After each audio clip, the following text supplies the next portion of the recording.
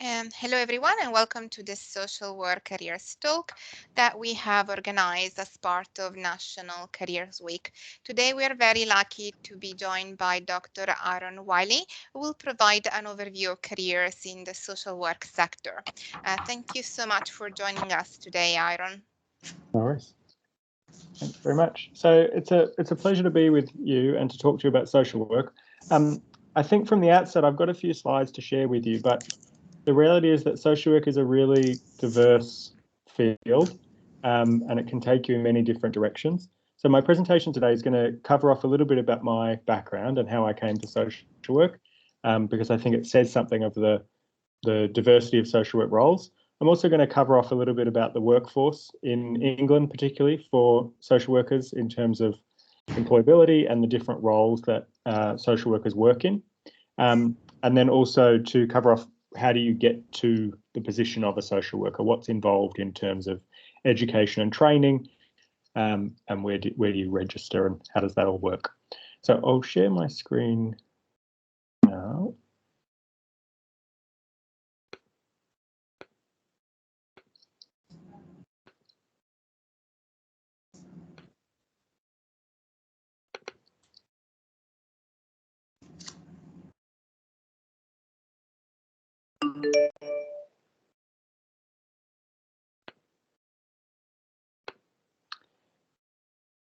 Can you see that? No. Yes, I can see the screen. Yeah, perfect. Where can social work take me? Yes, that's it. Brilliant. Brilliant. Okay, so my name is Aaron Wiley. So I am a lecturer in social work and the program lead for social work at the University of Essex. So I head up our undergraduate social work program at the Southend campus. There are many universities across England that offer social work. There are also non-university routes into social work that I think it's important to recognise. I'm not involved in those, so I won't speak to those. But you might have heard of organisations like Step Up to Social Work or social work apprenticeships or Frontline organisation. There are a few different routes into social work. What I'll be talking about today is the educational route or the more traditional route into social work, which is what I'm involved in and what I can speak to. And it does remain the most common route into social work. So I trained in Australia. That's where I did my undergraduate degree, and then I did a PhD in social work, also in Melbourne, Australia. Social work, as we'll cover off in a bit, is a really international profession, and you'll find that social work in England is slightly different to social work in Australia. There's actually quite significant differences in some ways, and both of those are again different to social work in the US or Canada, and also social work in other parts of the world are slightly different. But they do draw on a kind of common value base and set of principles that inform our profession. And we'll touch off a little bit of that today in terms of, what is social work. My route into what I do now, which is research and teaching, is a kind of testament to the different roles that social workers can have. I started my social work career in advocacy and research, working for a not-for-profit organisation supporting older people and their access to pensions and access to housing. I've also worked in youth justice, which is working with young people who have offended criminal justice side of things or are on probation agreements of various types, and supporting young people into employment and to try and support them to stay out of the criminal justice system as much as possible. But you will also find that social workers work a lot with children and families in child protection work, but that is just one part of what social work is. The other thing I'm going to cover off today, because I think it's really relevant to thinking about a future career in social work, is how is social work changing, both as a result of the pandemic, but also just professions change and they evolve, and what you might find yourself in 5 years' time if you decide to pursue social work and you graduate and you're working as a social worker will be slightly different to what social work is today, and we'll try and cover some of that today as well. So in terms of defining what social work is, I've drawn on here the definition provided by the International Federation of Social Workers, and the definition of social work that they provide is that social work is a practice-based profession and an academic discipline that promotes social change and development, social cohesion, and the empowerment and liberation of people. Principles of social justice, human rights, collective responsibility, and respect for diversities are central to social work. Underpinned by theories of social work, social sciences, humanities, and Indigenous knowledge, social work engages people and structures to address life challenges and enhance well-being. The above definition may be amplified at national and or regional levels. So if this is a paragraph that you read and think, these are things that I care about, or these are things that I'm interested in, then that's a really good starting point to thinking that social work might be for you. Typically, people don't get into social work to make a lot of money. It is a well-paid profession, but it is not a profession that people become very wealthy from. People don't get into social work typically because they are interested in business or commerce or those sides of things. The motivation for most people getting into social work is broadly wanting to make a difference or wanting to do good. And that's not to say that there are not social work roles that pay better than others or that you can't have really good conditions. It's just recognizing the fact that people go into social work generally because they have a personal motivation or it fits with their idea of wanting to have a meaningful job, or a job that they have meaning from. And for some people, like myself and other social workers, that involves giving back to the communities in which we live, striving to improve conditions for people who might be experiencing disadvantage or discrimination, and really committing to some of the principles that are enshrined in this definition of social work. As I mentioned earlier, social work is a really global profession, so it's a really portable degree. And you might have come across that in other talks talking about what course you choose. But the idea of a portable degree is that you can qualify in social work in England and you can decide, actually, I want to go and work in Australia, and your qualifications will be recognised in Australia.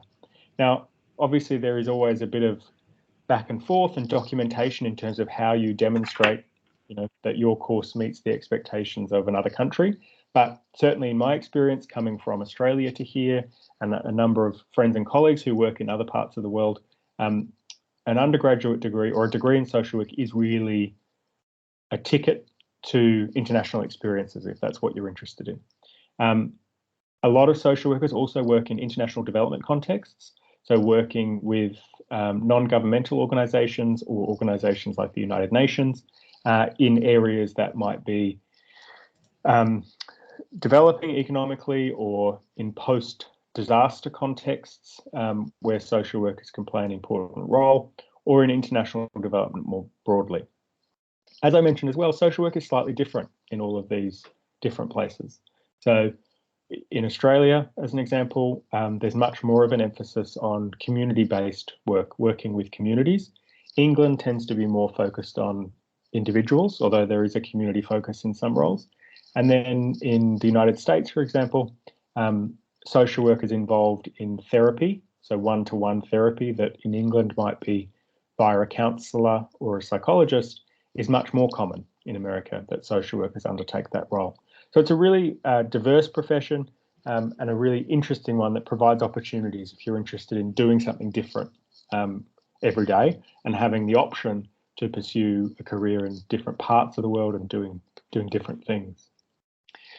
So if we focus on social work in England for the moment, it's really important to recognise that in England, again, different to where I trained in Australia, social worker is a protected title. So what that means is under legislation, to call yourself a social worker, you need to be registered with Social Work England. And that the reason that's a protected title, according to the legislation, is to uphold the value of the profession and to make sure that the profession is not brought into disrepute, is what it is called. So essentially making sure that if someone's calling themselves a social worker, it's clear that there is an accountability that they can have, that someone can look them up, go through that. So interestingly, the social work regulator and registration with Social Work England is a requirement for practicing as a social worker. But if you're not practicing or not practicing as a social worker, you don't need to register. And it's not required as a student that you register, but it is what we are educating you towards, is that registration. So I am not a registered social worker in England because I'm not in practice, and that's not part of my role at the moment. But if I was to return to practice in England, I would need to register, as with any newly graduating social worker or more experienced social worker, and uphold and meet the expectations of the regulator. It's important to recognise this in part because there are certain requirements of entering a social work program, because it's a regulated profession, which are different to other courses. So a criminal record check, for example, is standard. And if students have history of involvement with social services in one form or another, it's not a barrier to entry, but it's one of those things that's important to mention and discuss with the course provider, just so everyone can be mindful of that when assigning placements and doing that side of things. So it's important to recognise that there is this statutory and regulatory context for social work in England. So what I've listed here is the entry requirements for our program in social work at the University of Essex. I think I don't want to be here just telling you what the University of Essex requires. These expectations will differ across different universities and routes of interest, but because this is my experience and the program that I run, I will talk you through this. But if you're interested in other universities, then you can look up those via their website. It's probably the easiest way to do that.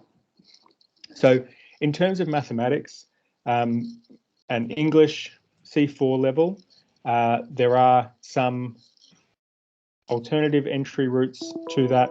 For example, if you have a number of level 2 maths qualifications instead of the C4 in maths, like functional skills 2, key skills 2, or numeracy units, which are usually taken as part of an access course or a diploma. So the other route, if not through GCSE and one, triple B and A levels or a BTEC, is the advanced to HE diploma, 45 credits at level 3 at merit or above. And there are a number of different avenues. The other interesting part of entering social work courses in England is that generally, it is the case at our university and every university that I'm aware of, that there is an interview component of gaining admission to the course. And that's because our regulator, Social Work England, who I just mentioned, requires that we properly assess the potential entrants to the profession in terms of their overall character, their ability to communicate and to communicate empathetically and to communicate in written form as well as orally. So for our admissions into social work education, for example, we do an interview, which is about 45 minutes, and we have a written task, which is marked separately. We understand as part of that process, as do other universities, that everyone enters higher education and social work from different points. Some people will come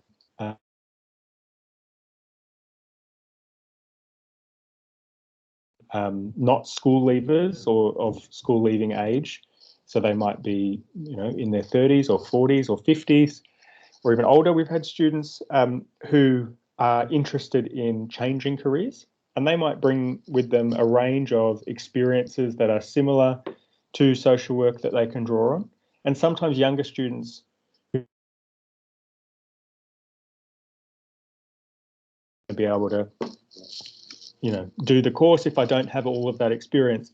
But I'd really encourage you not to think like that. Social work, it's important that we have a profession that has people who are diverse, like the people we work with. So that includes people of different ages, of different backgrounds, of different lived experiences, and people who are school leavers or younger people can bring their more recent experiences and their more recent skills and that side of things. So it is important to be able to speak to some experience or voluntary work that you might have undertaken through civil service organisations, or things like Girls Guides or Scouts is something that students sometimes will speak to, or volunteering like at a food bank, or a religious community you might be a part of, or whatever that looks like in your life. That can be really useful, but you don't need to have experience working as a social worker or a similar role in order to enter the degree. So please do bear that in mind. If you've got any questions about the entry requirements, it's always good to double check with the university admissions team. Certainly at Essex, we have an online chat service that students or prospective students can ask questions at, but most universities have a version of that. So I'd really encourage you to go there and check, or check with your local careers advisor at college. So to give you a picture of where social workers work in England, and just a bit of a snapshot of the workforce, in 2019, 2020, which are the most recent figures and the most accurate ones, there was some very recent figures that haven't fed through here, but 98,000 around about registered social workers in England. Unusually for a profession, it is very female dominant. So 85% of registered social workers are female. And I think, given that today is International Women's Day, I think it's really important to recognise that women have been at the forefront of social work as a profession and continue to be the leading forces in our profession. At the same time, a recognised issue in social work is that while most registered social workers and frontline workers are women, disproportionately, men find themselves in leadership positions in the profession. So that's still something as a profession that we are working to address and to improve, but it is a somewhat unique profession, or the helping professions generally. You see the same in nursing and similar professions where women are predominantly represented in the workforce, and that is what it is. I think it's important to note as well that male social workers, which I am, when I was in practice, I was a male social worker. It's a different type of role that you occupy in that profession compared to others, because it is quite a gendered workforce. But in my experience, it provides really good opportunities there might be some roles that are better fit with a male social worker. So, for example, I worked with male perpetrators of family violence or domestic violence, and that was a role that was quite useful to identify as a male. There are other roles that I found myself needing to, and part of being a social worker is being really reflective. I didn't feel as comfortable and didn't think it was appropriate for me to work with female victims of family violence when that was perpetrated by a male. So I think it's important to recognise that who you are and what you bring to the profession is an important part of being a social worker, and understanding what the profession looks like is a really important thing to note. About 30% of social workers in the UK, so about 32,000 out of the 98 odd thousand, work in children's and family services. So as we'll go into in a bit, this is statutory roles, which means you're working usually with the local authority and you're working with children and families. Typically, but not always, that is where concerns have been identified in relation to children's needs, and support is needed for parents or families to appropriately meet the needs of their child or their children. And there can be a number of different roles that you have within children and family services, but interestingly, it's only 30%. And when we do surveys of public perceptions, or we ask, people on the street about what do social workers do, they tend to think that all social workers, almost all social workers, work in child protection or in children's and family services. And certainly that's the area of practice that typically attracts the most media attention. But it's only 30%, and it's a really valuable and important role that we occupy, but there are many others. So about 16%, so about half as many social workers, work in adult services. And adult services is often thought of in terms of older adults, and working with older adults to, make sure that their needs under the Care Act, or that their care needs are met in one way or another, or organising appropriate accommodation, etc. And that is a big part of adult social work. But adult social work involves anyone over the age of 18 receiving services, or 16 in some contexts. So adult social work can involve supporting people who might be dealing with drug or alcohol substance use issues. It may involve working with adults with physical, emotional, or developmental disabilities to make sure that they're well cared for and supported and treated with dignity and respect. It can involve working with people with mental ill health in various forms. So it's quite a wide gamut of services within adult social work, which is about 15 to 16% of the social work workforce. The other 54% of social workers in England work in a really diverse set of fields. So we won't go through all of these, but I think it can be really useful if you're thinking about, is social work for me? I'm not sure if there's a role that I'd be interested in, or I don't want to just do this type of role. These kind of 7 squares give you a sense of the breadth of social work. And social work is always changing as well. There are new roles for social workers popping up all the time. And sometimes the roles that social workers do won't even be called social worker, but they will require social work training in some way. So children and families, as we've spoken about, involves child protection and safeguarding, fostering and adoption services, providing care and support for children in care and after they leave care. Mental health can involve both children and adult work, supporting people with dementia and their carers, providing counselling in some contexts social workers do. There's also a route for experienced social workers to become approved mental health professionals, which means you can provide a higher level of mental health support.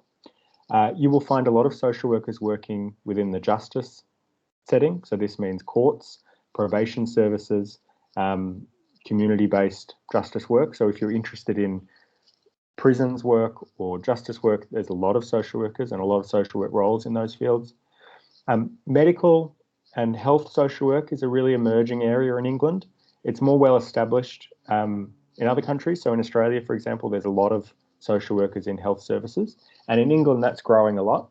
So you may find social work roles in emergency departments, in oncology or cancer settings, supporting families and patients, in renal services. So that's people with kidney disorders who might be on dialysis. And social workers have a really important role there. And then, of course, planning and support for discharge. People who are leaving hospital, social workers are often involved in identifying, where's an appropriate place for this person to live. If they're going to live on their own, do they have the support they need to do so independently? Do we need to organise services to come in for a period of time? And really kind of liaising with that. There's a very large social work sector working in community and voluntary settings. So working with housing and homelessness, migration and refugee, working in schools is a big one, and then advocacy and activism. And then the final 2 I've really already mentioned, which are social care for older adults, and then international and humanitarian response, which is quite a different field of social work, which can take you all around the world. So this is a snapshot of what the course in social work looks like. All undergraduate programs in social work in England, so the traditional route into becoming a registered social worker, are 3-year programs. The structure that we follow at our university, University of Essex, is quite systematic in terms of one leading to the other, and this is typical format. The modules and the way they're taught might differ, but this is a typical format for a social work program.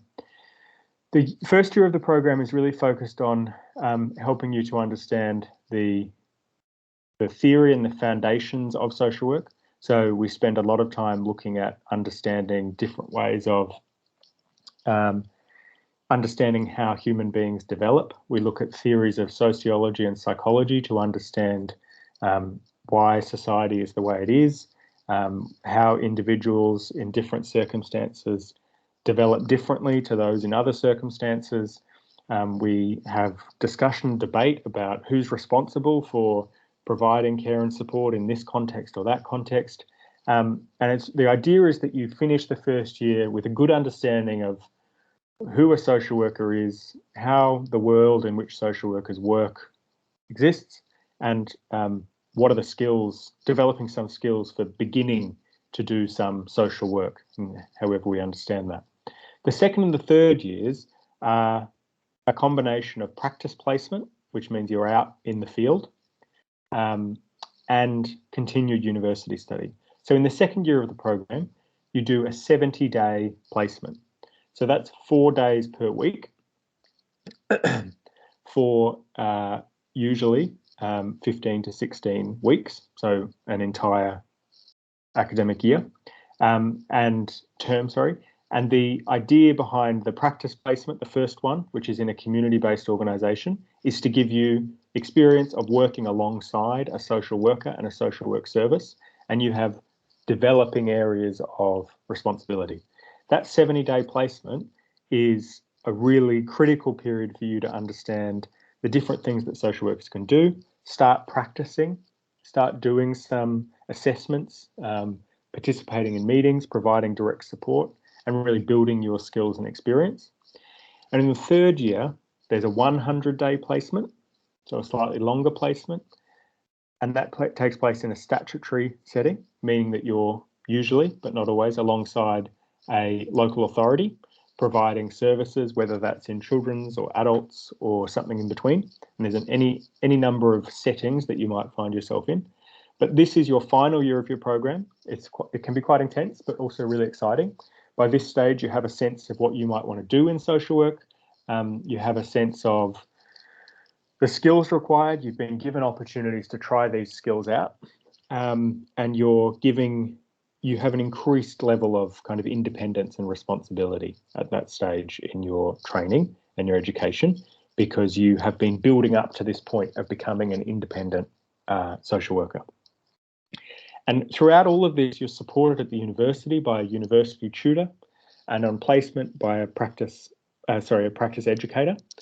And together they support both your academic learning and your placement learning, and how these two sit alongside and kind of support you to become a practitioner. A really important part of both placements and the whole degree in social work is reflection. So being able to reflect on your own practice, being able to reflect on your own views and values and how they affect the way you're interacting with other people. And the purpose of that is to really give you, as the student, a really clear insight into who you are, how you might practice as a social worker, to make sure that you're practicing professionally and that you're aware of how you might be impacting service users or the people that you work with, and to really develop yourself as both a person and a professional. And the placements alongside the academic learning is a really good way of doing that.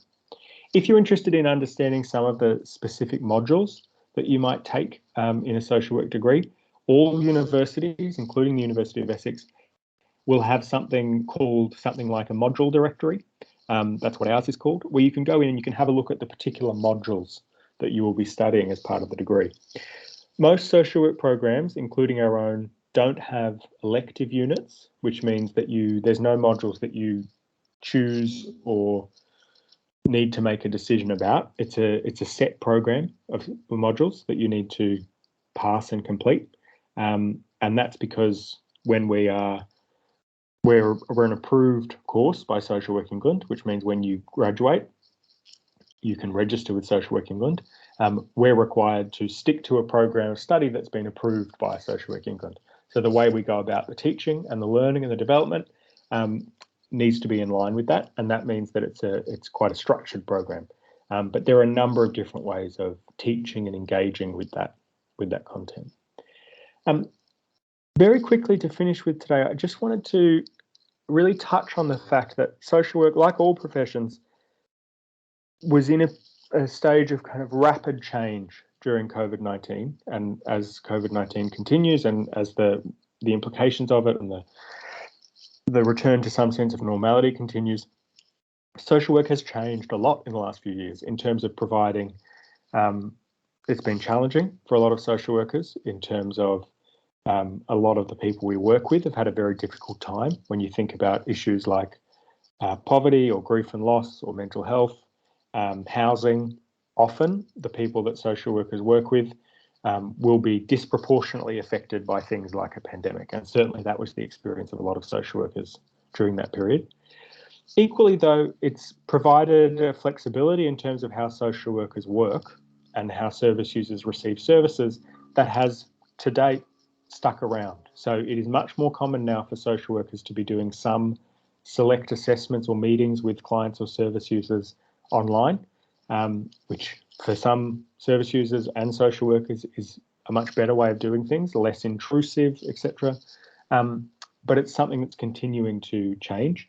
And there is a developing field of what's called digital social work, where there are social workers who primarily work online for a service in one way or another. So I think it's a really interesting thing to note, just in terms of being aware of how embedded social work is as a profession with the rest of society, in terms of things changing will likely affect social work, because we work with a really broad range of people in the community and we work across so many different settings, and that it's a really exciting profession. It can also be a really fast moving profession, but it's something that if you decide to pursue social work, you can really be a part of forming and framing what social work looks like for the next cohort of students and the next cohort of practitioners, etc. So I hope that has been helpful in giving you some kind of general points about social work, what it's all about, what you might study, and if it's something that interests you, I would really encourage you to have a look online at different universities and what they offer. Have a look at the program specifications for different programs. Obviously, from my position, I would encourage you certainly to look at Essex, but there are a number of different universities, and I would really encourage you to seek them out, and to also look at the Social Work England website. They're the regulator and they'll provide some interesting information. But thank you very much for your time, and I hope it's been helpful. Thank you so much, Aaron. We had a question from Lee. She was saying that she comes across too many students who have criminal convictions, and she was asking if there could be any conviction classed as spent. I guess this would be, is this after 10 years? So it's a really good question. For social work courses, it's an enhanced DBS that is required. So it's a slightly higher level. The way we do it at the University of Essex, and the way many universities do it, is to receive information once the DBS check is done, and we ask prospective students to disclose any history in that regard. But equally, for if a prospective student's ever been found in breach of the standards of another professional body, like the nursing council or something similar, and once that information is available, we send that to a group of a panel which sits and makes a decision about suitability, and that panel is made up of people, the employers of social workers. I will say that's an issue that's particularly close to me, in the sense that I've been doing some research over the last 2 years about how criminal conviction admissions decisions are made, and certainly there's been a lot of movement in terms of social work courses, including our own, recognising the need to diversify the profession and recognise that criminal convictions are not, proportionally shared across the population. It's an issue of access and equity. So I would encourage a student who has that background to approach the prospective university and the social work department, and they will have a process that they can share with you. Certainly on our end, we always try and be really supportive, but also open and transparent about the fact that it is a profession that has expectations and standards that for some students can be more difficult to meet, but it's never something that we would dismiss offhand. It's a matter of going through a process of assessment. Okay, that's very helpful to know. And I also wanted to ask, how did you make the transition from a social work practice to an academic career? Yeah, it's a really good question. I was working in research and advocacy role for older people, which is a role I think I mentioned, and a scholarship came up. I'd previously done my version of a master's in Australia, and a scholarship came up, which is a fully funded PhD focused on older people experiencing disadvantage. And I put together a proposal and got it. And so I started my PhD and then started doing some teaching and really loved teaching. And from there, was still doing a bit of practice alongside my research. But by the time I finished my PhD, I was really keen on teaching and continuing my research. And I think that's where I best fit. But certainly there are many opportunities if people are interested in transitioning into academic roles or even doing a bit of both. We have colleagues who do academic positions a few days a week and also do practice a few days a week. It can be a really interesting profession. That's great. Thank you. Elizabeth? You're on mute. Hello, Aaron. I'm Elizabeth. I'm one of the careers advisors here at Angel. It was really interesting when you talked about the qualification is actually recognised in Australia. Are there any other countries in the world where the degree is also recognised? Yeah, there's any number. So there's always a process involved. So Australia is a bit of a unique case in that Australia, we're not actually a registered profession. So unlike in the UK where you have to register with Social Work England and it's a legally protected title, in Australia, it's not legally protected and it's not a title in the same way. But what happens, same as if there's people coming to England, is you submit your qualification to whoever the registration or the body is, and they ask you to compare it with whatever the national standard is there, and you pay a fee, unfortunately. But we certainly have students who have graduated from our university who work in South Africa, who work in Norway, who work in Germany. So generally, it's not that there's a specific agreement between countries.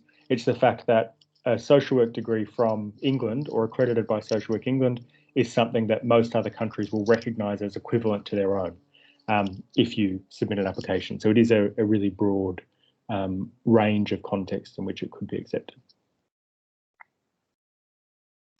Thank you, Aaron. That was very, very helpful. And thank you so much for delivering this session. I found it very insightful and informative. And it was so good to see all the different careers, because it's so true that we tend to think about family and children's services. Sometimes we don't think about humanitarian response or community-based services or hospital. So that was very insightful. I'm glad. Thank Brilliant. you very much. Thanks for having me. Great. Thank you. So thank you, everyone, and take care. Bye-bye.